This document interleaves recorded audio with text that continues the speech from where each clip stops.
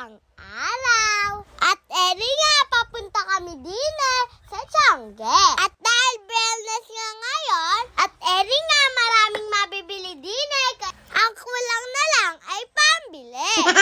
Kaya nga lumipat kami din sa tigsa 10 na rin. At eri nga, pwedeng gawing palda ang bunda na rin. Pagkatapos nga, dumiretso na kami din sa kainan na rin. Eri nga pala ang napili kong ulam. Maraming pagpipilian dito. May munggo at adobo. Kaya lang wala kaming pambayad. Kaya lumiko kami din At eri nga, pauwi na nga kami dyan. At syempre, dadaan muna kami din sa plaza. Ito nga pala ang plaza namin sa bayan ng San Isidro, Nueva Ecija. Dahil pagsasaka ang pangunahing hanap buhay ng mga taga Nueva Ecija, kaya nga mayroon din kalabaw Na sumisimbolo sa katulong nila sa paghahanap buhay. Kaya nga dahil nadaan kami din